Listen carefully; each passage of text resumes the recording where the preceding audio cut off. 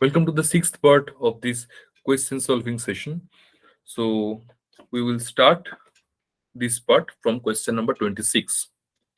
So the question number 26 is given: the probability that a customer's order is not shipped on time is 0.10. Suppose a particular customer placed three orders independently. The probability that exactly one order is not shipped on time is. So to solve this problem, at first let's define that AI be the event that order I is not shipped on time. Okay. So let AI be the event that order I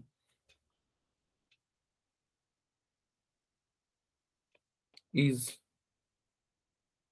not shipped on time. Okay. So probability of AI is equal to 0.10. Okay. So I is equal to 1, 2, and 3. So probability that exactly one order is not shipped on time, because it is there given that here it is mentioned that the probability that exactly one order is not shipped on time, and suppose a particular customer placed three orders, so the probability of AI is equal to y 0.10 and I running from 1, 2, and 3. So probability that exactly one order is not shipped on time computed from the binomial distribution with parameters 3 and 0.10. So we have to expand this in that form. So the probability that exactly one order is not shipped on time computed from binomial distribution with 3 and 0.10 is 3C1 into 0.9 into 0.9 into 0.1. So the value will be 3 into 0.081, that is equal to 0.243. So the option will be, answer will be option D. Okay. So let's come to the question number 27 here. So here they've asked that the sum of the deviation of 20 observations measured from 10 is 50, and the mean of the observation. So we have to find out the mean of this observation. So let the observations are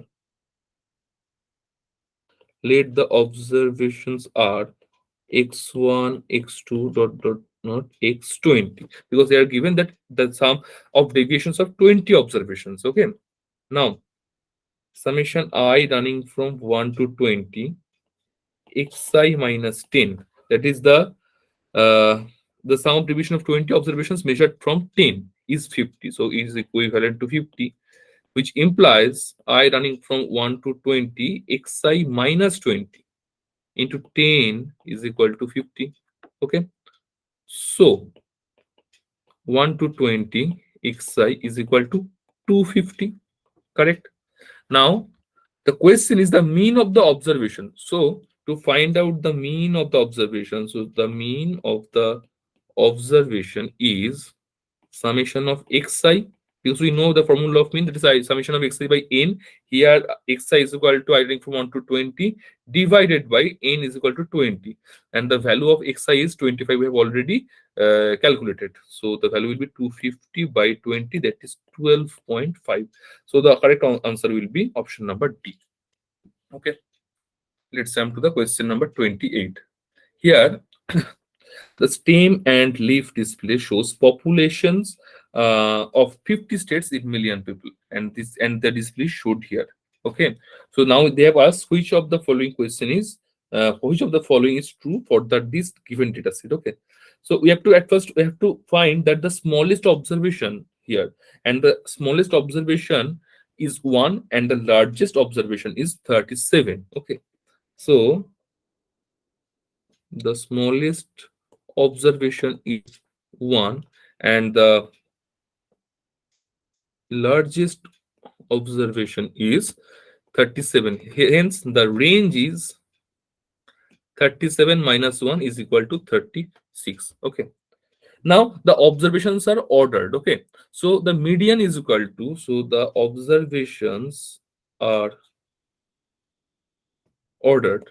So the median is equal to the 25th observations and 26 observations, because you have to just study the options here. So the which of the following is true for the data: the range of the observation is 36 millions, median is 4 millions, the distribution is negatively skewed, and median must be larger than mean. Okay, there are four type of options are there. At first we have to find out the median value, and the median value is median. Let me clear it. I need more space. Okay, so the median is equal to 25th observation plus 26th observation by 2. This is the basic formula of median, and it is 4 plus 5 by 2 is equal to 4.5. Okay, so the distribution is positively skewed. From this answer we can say, therefore the distribution is positively skewed. So we can write that the mean should be larger than median. So as per the law, the mean should greater than median here for a positively skewed distribution. Okay, so the answer will be, the range of the observation will be 36 million, because it is the given here and we supported this here. So the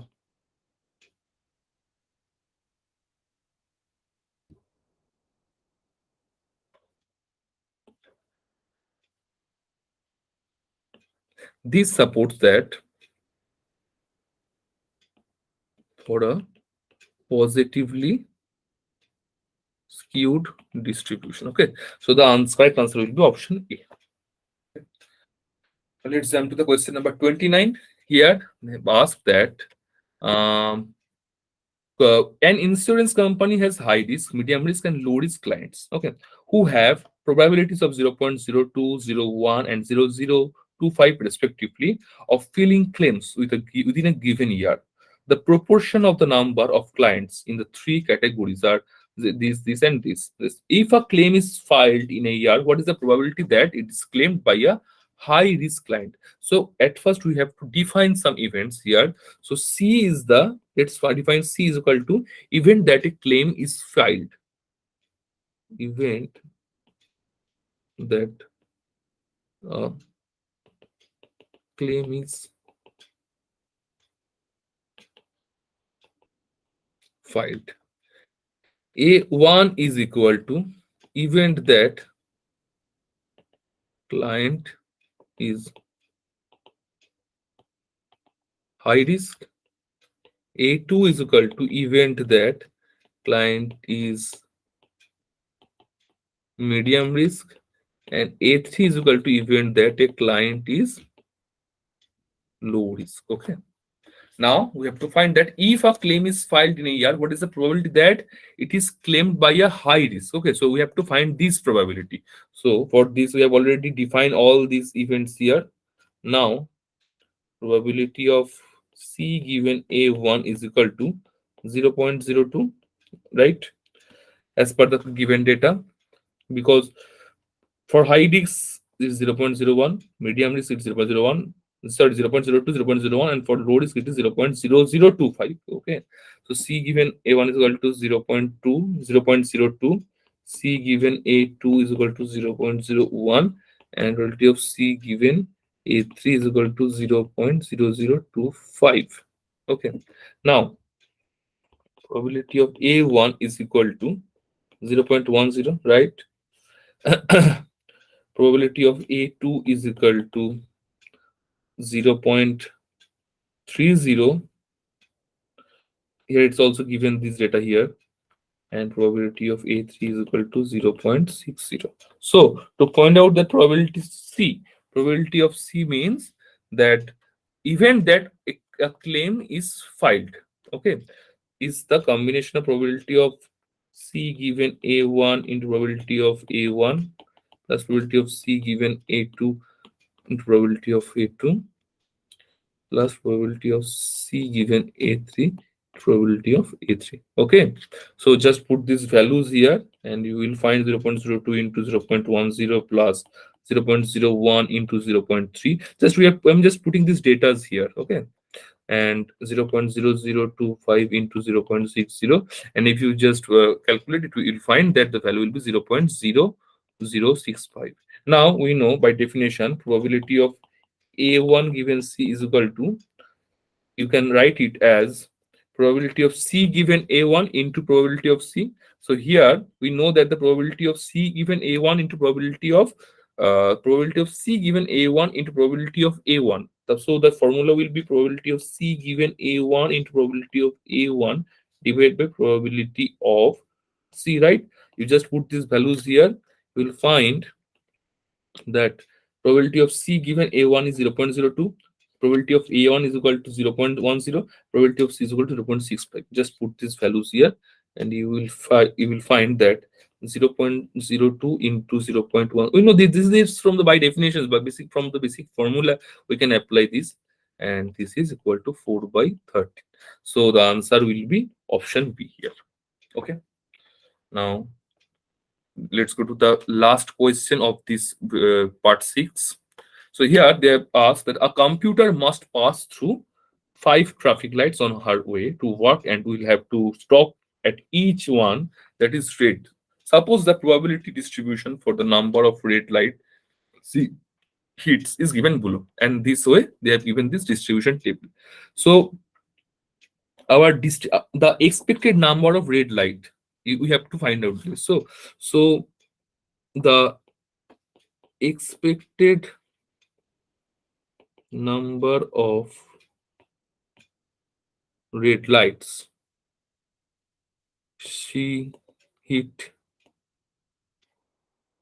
each day is expectation of x is equal to summation of x into probability of x is equal to small x, where x running from 0 to 5. Okay, so just do it in this manner: 0 into 0.05 plus 1 to 0.225, and in this way by applying the basic laws, 1 into 0.25 plus 2 into 0.30 plus 3 into 0.20 to 0.15 plus 5 into 0.05. And if you just solve these values, you will find the answer will be is equivalent to 2.3. Clear? So the answer is similar to the option number A. So the option A will be the correct answer for question number 30. Okay.